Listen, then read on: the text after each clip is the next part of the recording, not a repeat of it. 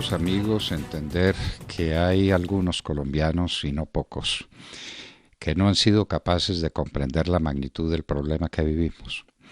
No de otra manera puede uno interpretar la actitud de unos cuantos, y son muchos, que tal vez no signifiquen numéricamente nada con respecto a los 50 millones de colombianos, de los cuales en su inmensa mayoría encontramos personas razonables, sensatas y cumplidoras de sus deberes.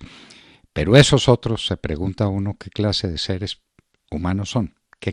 ¿A qué clase de personas nos estamos enfrentando cuando salen a burlar la cuarentena, que no es otra cosa que exponerse a la muerte y desde luego condenar a muerte a un número indeterminado de personas que no conocen?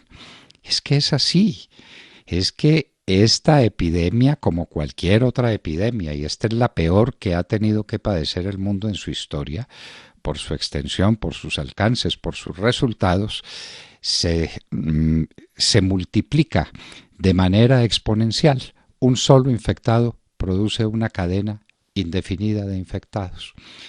Esas personas son irracionales, esas personas son insensatas, esas personas no han sido suficientemente ilustradas, es lo único que uno puede decir en su favor sobre la magnitud del problema que están causando.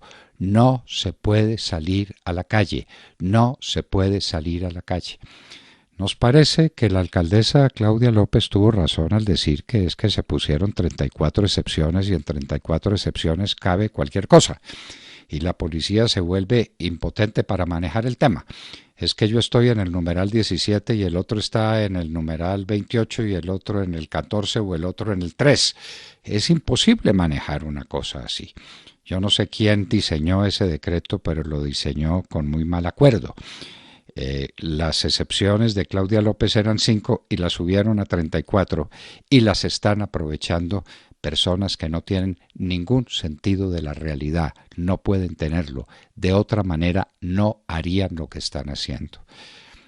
Queridos amigos de la hora de la verdad, entendamos que lo que estamos luchando es por la supervivencia, es por la vida. Después de que pase esta catástrofe, veremos qué hacer y enfrentaremos las cosas como vengan, pero que la catástrofe pase.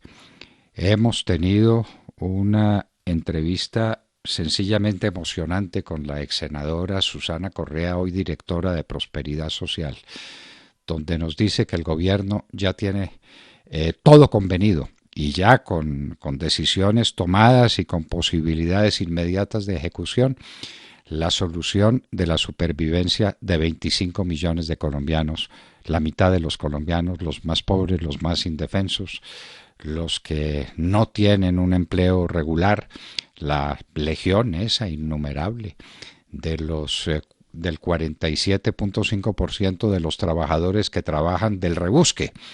Todo eso está solucionado, la comida llegará, no hay ninguna disculpa para salir de la casa, para salir del sitio donde está. No hay ninguna disculpa para asaltar almacenes o para asaltar supermercados, ninguna. La policía tiene que ser tan recia como tenga que ser, porque no hay disculpa, no hay justificación, no hay explicación posible a semejante barbaridad. Pero tenemos que ser sinceros y siempre exigir más, pues es la tarea del periodista y del crítico. ¿Qué le vamos a hacer? No estamos conformes con la actitud del gobierno frente a las empresas, especialmente las medianas y pequeñas, que se van a quedar o ya se quedaron sin operación posible, lo que significa que no tienen caja, lo que significa que no tienen cómo mantener a sus empleados.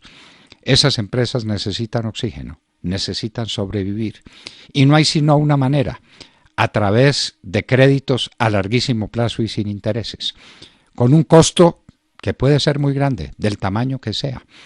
Ya el primer costo del que nos habló la doctora Susana Correa tiene 2,5 billones de pesos. ¿Esto otro cuánto valdrá? Lo ignoramos. Póngale cifras el ministro de Hacienda, pero dígale a los empresarios medianos y pequeños que pueden llegar a su banco, al banco con el que han trabajado, a decirle, deme un crédito para pagar la nómina que vale tanto, y la garantía, mi garantía, es la garantía del gobierno nacional. Es decir, la garantía de todos, es decir, la plata de todos. Se acabaron los tiempos de la ortodoxia financiera, se acabaron. El que no lo ha comprendido es porque no comprende nada. Aquí vamos a tener que transitar los caminos de la heterodoxia y de la heterodoxia más burda, si ustedes quieren.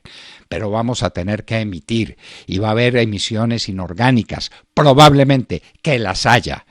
Pero no sigamos haciendo maromas, no sigamos afectando fondos existentes que son ajenos. Pasemos a lo que tenemos que pasar. Dejemos los dineros que hay congelados y emitamos el dinero que sea necesario emitir de parte del Banco de la República, que guarda un silencio impenetrable en estas circunstancias. Señores, su rango meta se fue al demonio.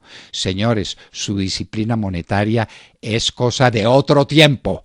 Ahora de lo que estamos hablando es de un país que necesita sobrevivir.